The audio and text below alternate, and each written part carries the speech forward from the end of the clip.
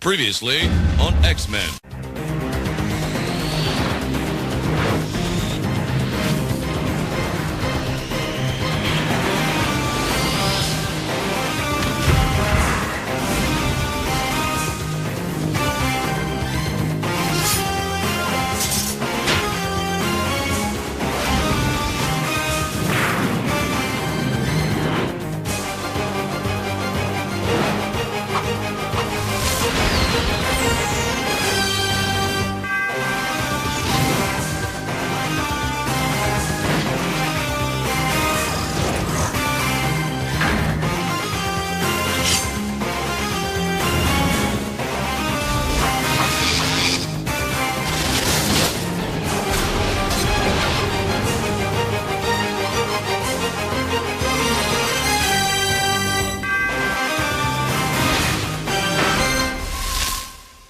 Hey everybody, welcome back to the channel. This is Rob here at Smirking Gun Reviews, once again talking about X-Men the Animated Series' Dark Phoenix Saga. Well, the entire Phoenix Saga. We have finally reached the end. It's been a long journey. Like 9 episodes, but over the course of time it's taken a while to get through. And this is kind of like the Avengers Endgame of the series, where it's mostly a big fight and then like some few quiet moments where the characters all kind of deal with the things that had happened over the past 8 other episodes and everything that they went through with the whole Phoenix Saga. So this is the Fate of the Phoenix, part 4 of the Dark Phoenix Saga, part 9 of our series. And remember, after this we will be going to the Batman the Animated Series reviews. I can't wait to get started on those, but we got to finish this off properly. And again, the whole reason I started doing this, besides the fact that it's the X-Men the Animated Series is like my number 2 favorite animated show, my favorite serialized comic book show, my number 2 of all time of animated shows. And we were doing this though because I wanted to show that a cartoon in 9 20-minute episodes did what 2 movies couldn't do. Now, granted, 20 times 9, that's 3 hours, right? But your basic X-Men movie is like a little over 2 hours. Some of them are longer than that. And so they couldn't even do it justice in that amount of time. All right, so like basically 2/3 of this story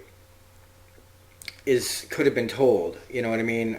If they had taken some of this out and put that in the movie with an established X-Men universe, they still could have gotten 2/3 of what we got here. Imagine that. If they just looked to the source material. But they didn't want to do that. They wanted to jump the line and just skip ahead and cut out all the stuff that would have made it make more sense. And that's why I still kind of say, forget X-Men movies, make an X-Men TV show. You can have different teams, all sorts of shit. I don't know. Disney Plus, think about it. Make X-Men TV shows. So anyway, but this is our final episode. And where we left off is the Shi'ar have come, Lalandra and her Imperial Guard have come to take Jean away, to judge her.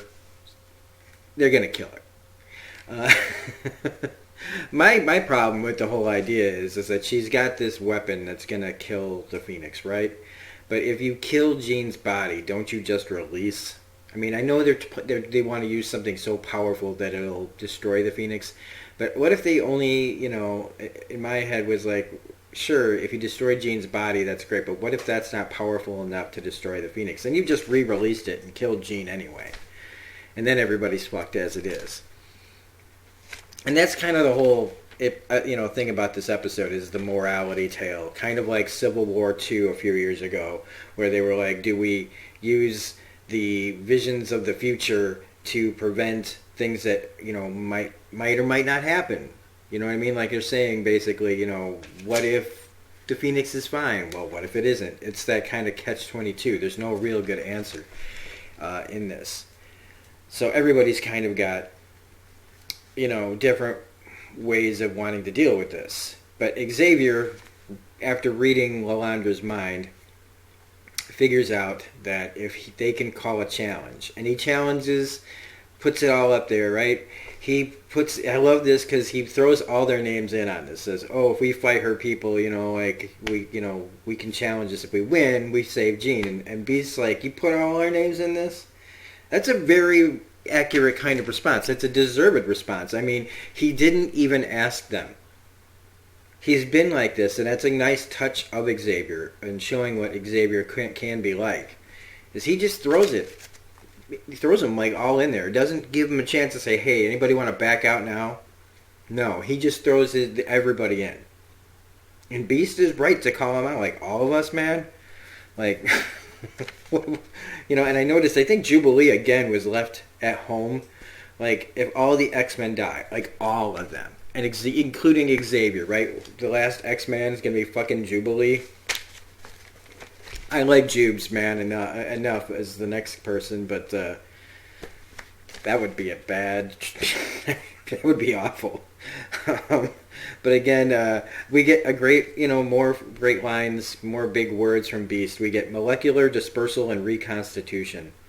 Or, in other words, we were moved when Gambit asks them, how did we get here?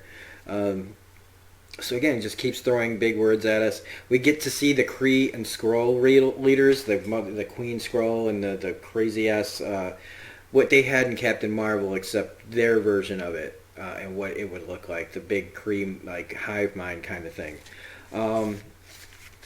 They're involving other members of the galaxy together, the ones that have been affected or could be affected by, and like the heads of kind of the universe of these groups.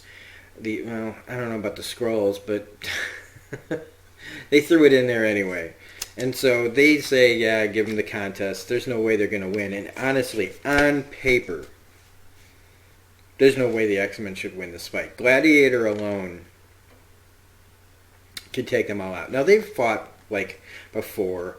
Like I've shown in some of the comics. They fought before, but not like a serious, no-holds-barred fight. If they were to actually fight, like really fight, like to the death, Gladiator could take, basically, he could just stand alone against both the Imperial Guard and the X-Men, really. Guess maybe Rogue would have a chance against him, but it all depends on how the story's written and where they want to go. It's just like a comic book. Like, anybody can defeat anybody. Like, Squirrel Girl beat Thanos and Galactus, right? So, anything can happen. But on paper, really, the Imperial Guard would wipe the floor with them. Just like on paper, the Thanos is the Black Order would be able to wipe the floor with the Avengers, pretty much. We get this like 50-50 split between everybody. Everybody's got their things. Of course, Wolverine's like, I'm siding with Jeannie. Gambit's more like, what if Lilandra's right? Everybody's struggling with this. Jean, meanwhile, we have Charles and Lilandra having their love affair. They kind of just started because I guess the psychic connection kind of threw them in a romance. We didn't get to see really any of that, so it does feel a little tacked on, but whatever. It's part of the books anyway. I mean, they put it in there. They just didn't give us really much context other than their psychic connection. So they have kind of a fight on the astral plane, where she's talking about her role as emperor, and Charles is basically talking like a father. And it makes sense. You see both sides, but really it's like the greater good has to be. And that's where we get to eventually. But we do have this big fight. This big, epic fight. I also love that she's wearing her original Marvel Girl outfit again. That you can also see she's wearing it in the new Hickman series. And Rogue saying, two's company, three's an eavesdropper. Again, that's a great line. But they get this really big fight, and it's epic, and it's amazing. You get to see all sorts of stuff, but still, really, in the end, the X-Men lose, which is what should happen, because they really, while they can take out individual Imperial Guards, they're not fighting to the death. They should be fighting to the death, but they're not.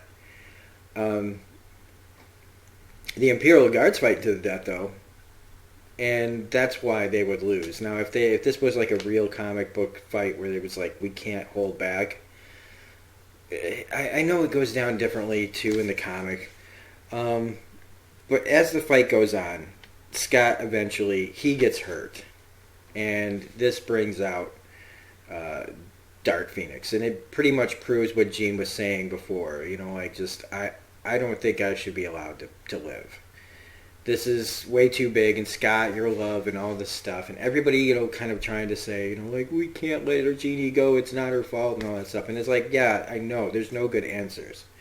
Sometimes there's no good choice. There's just the right choice, even if the right choice feels bad. And yeah, it would, like if somebody told me that I had to kill one of my sisters or something to save the world, like she was going to infect the whole world with some kind of virus or something.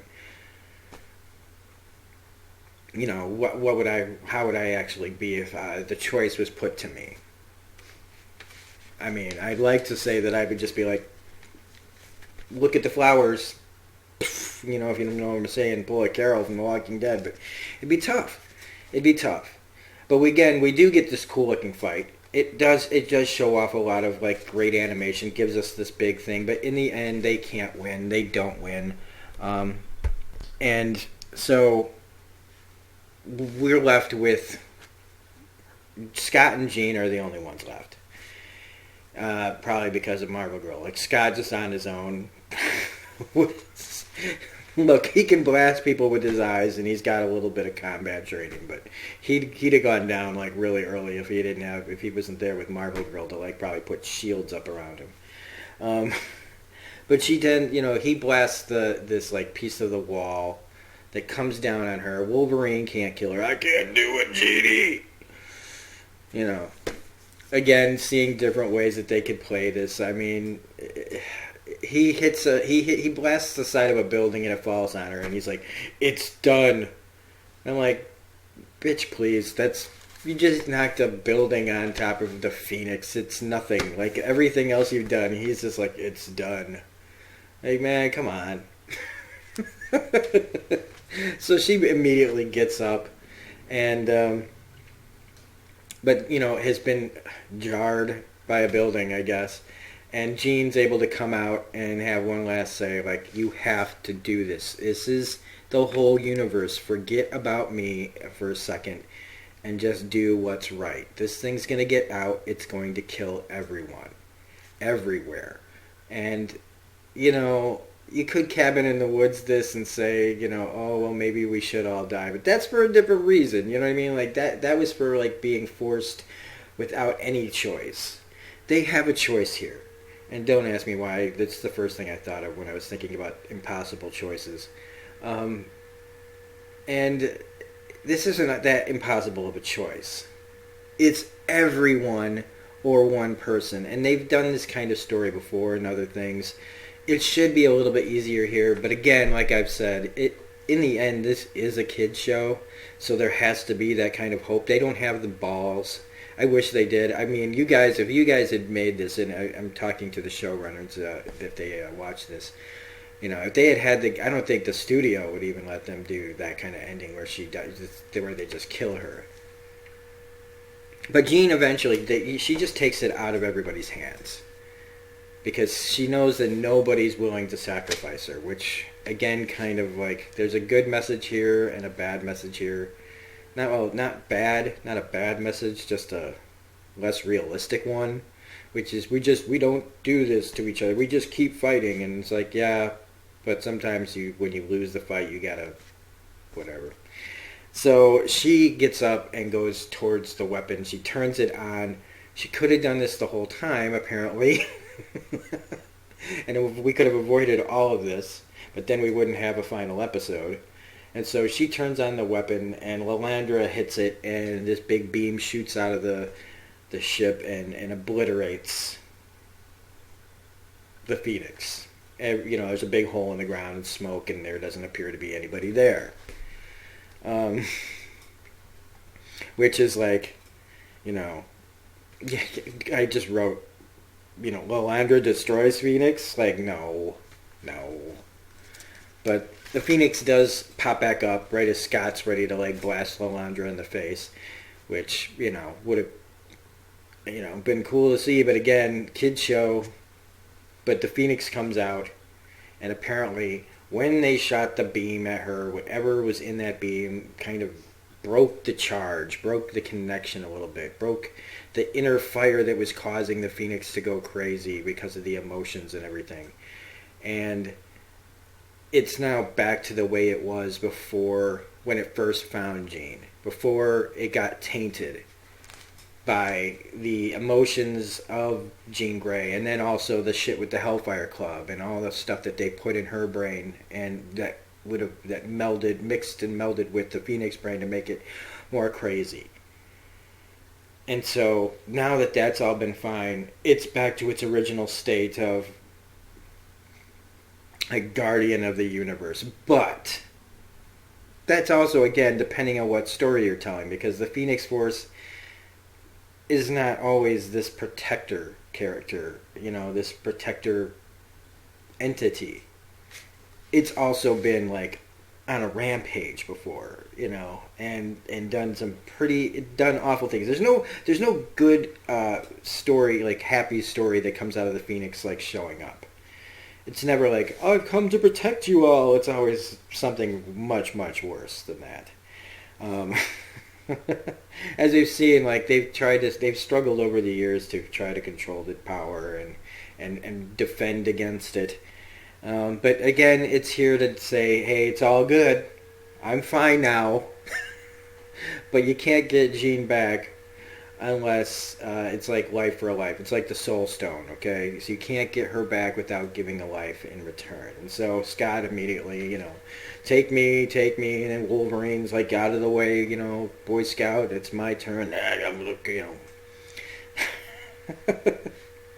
But then, Lalandra or Phoenix says, oh, well, no, we don't have to just take one of your lives. We can just take a little bit from everybody, which is very convenient. Again, it's a team show, so the team gets to be a part of it. Now they've all just, in a way, you could say they've all just become weaker. But I know it needs to happen. I know it has to happen. It's a moment that the team gets to show how close they all are and how much of a family they are and what they'd give up for each other. And it's all positive. It's good.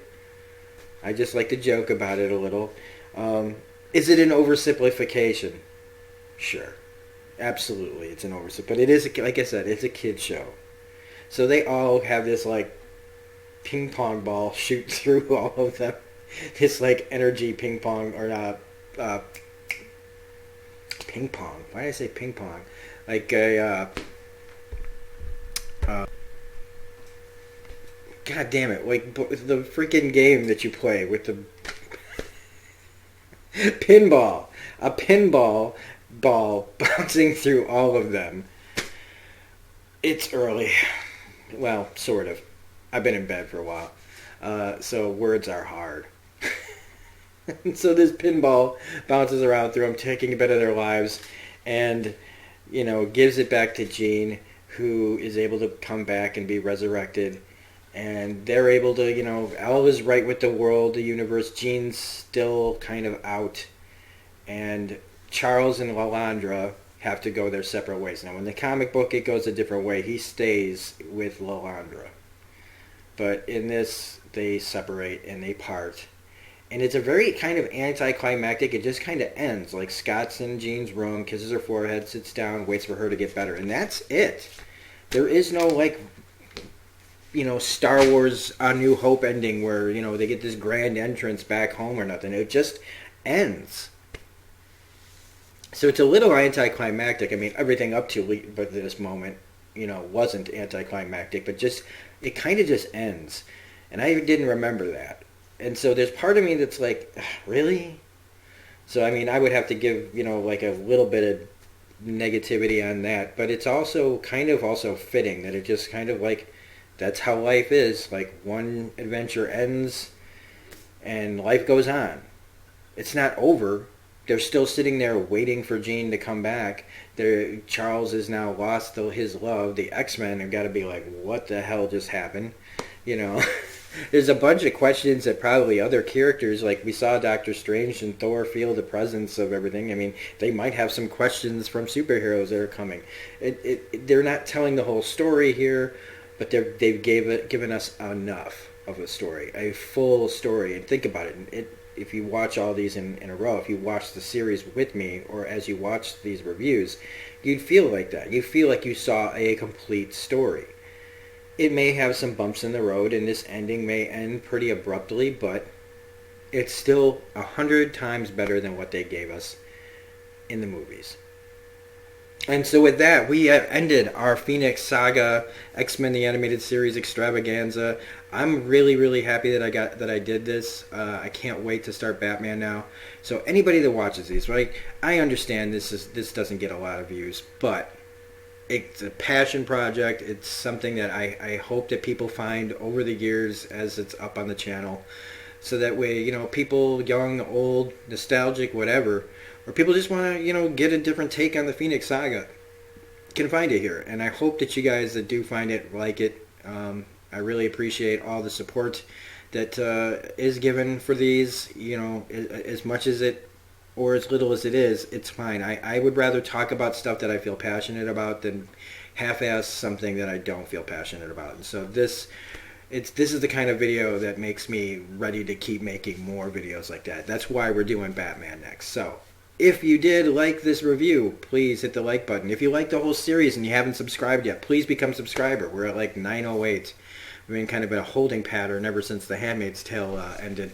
But anyway, yeah, hit the bell for all notifications, all that jazz. Hey, it's even. We caught up to the episode. So this is Rob at Smirking Gun Reviews saying thank you so much for anybody that watches this now, past, present, and future.